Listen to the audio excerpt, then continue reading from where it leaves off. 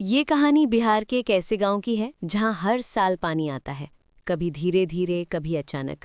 और जब पानी आता है तो वो सिर्फ खेत नहीं भरता, वो घरों के अंदर तक चिंता भर देता है। लोग कहते हैं कि बिहार में संघर्ष बहुत है, लेकिन सच ये है कि बिहार में संघर्ष जितना है उससे कहीं ज्यादा हिम्मत है।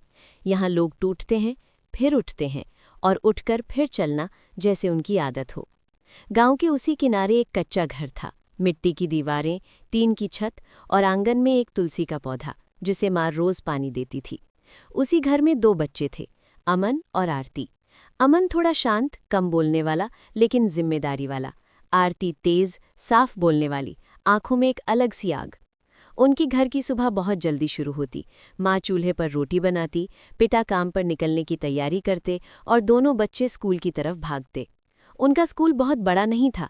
दीवारों पर पुराने पोस्टर, छत पर थोड़े छेद, और बरसात में कभी-कभी क्लास के अंदर भी बूंदें गिरती।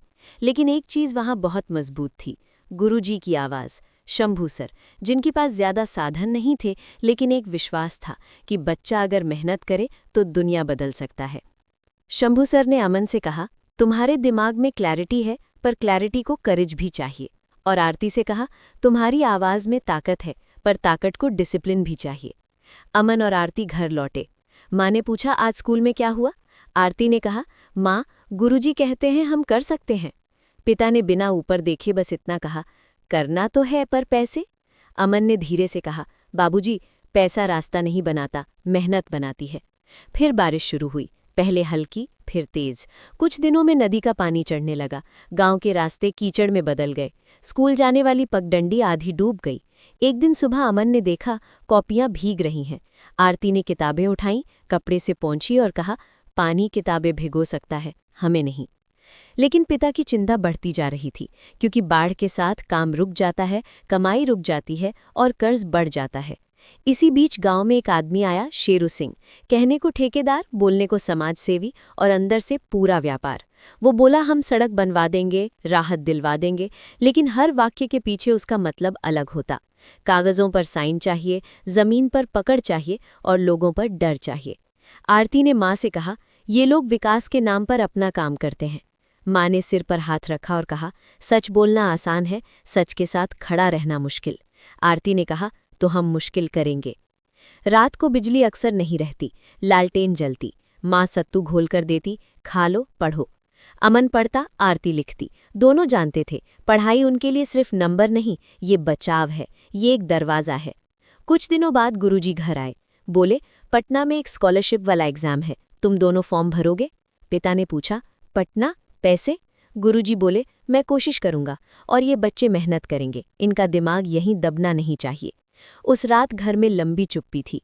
माँ ने कहा, अगर बच्चा आगे जाएगा तो घर भी आगे जाएगा। पिता ने गहरी सांस ली, ठीक है, जाओ, लेकिन याद रखना, लौट कर भी आना। अमन ने कहा, लौटेंगे। आरती ने कहा, लौटेंगे, और कुछ बदल कर लौटेंगे। ट्रेन का दिन आया।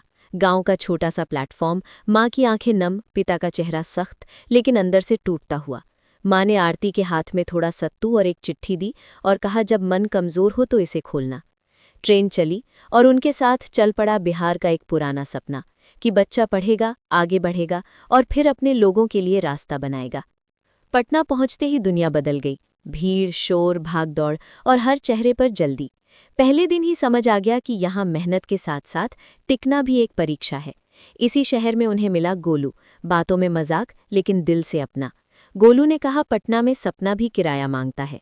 आरती ने मुस्कुराकर कहा, हम किराया दे देंगे, सपना नहीं छोड़ेंगे। और यहीं से शुरू होती है उनकी असली लड़ाई, पढ़ाई की, पैसे की, और अपनी पहचान की। लेकिन जो लोग बिहार की मिट्टी से आते हैं, वो गिरकर भी उठना जानते हैं, और उठकर चलना जैसे उन्हें विरासत में मिला हो।